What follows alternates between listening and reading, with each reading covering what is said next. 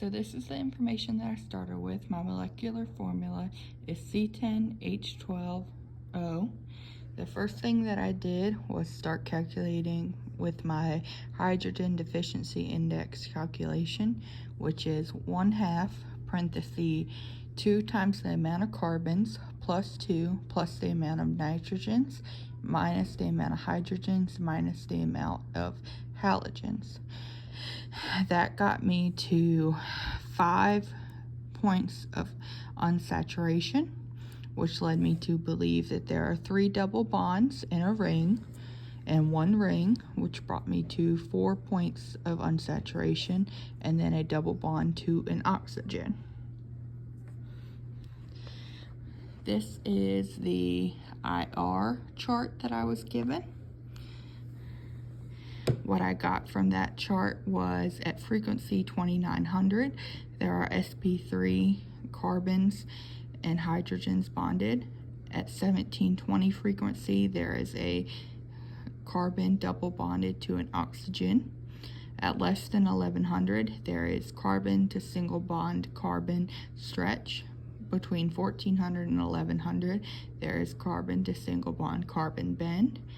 Between 1400 and 1800, there is carbon to double bond carbon.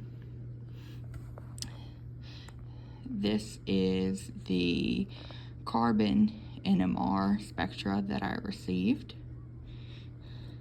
And this is the evaluation that I gave of that.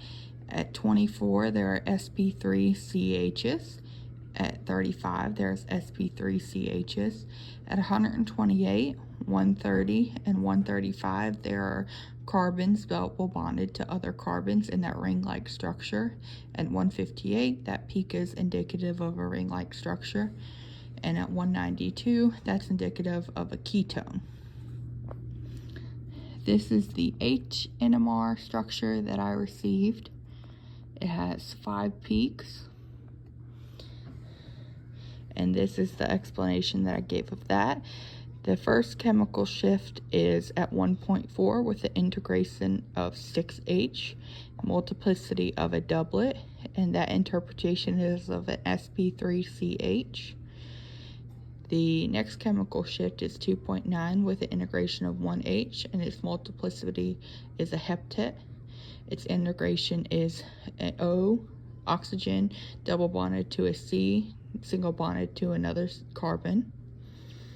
The next chemical shift is 7.4 with the integration of 2H, multiplicity doublet, and its interpretation is of a ring structure.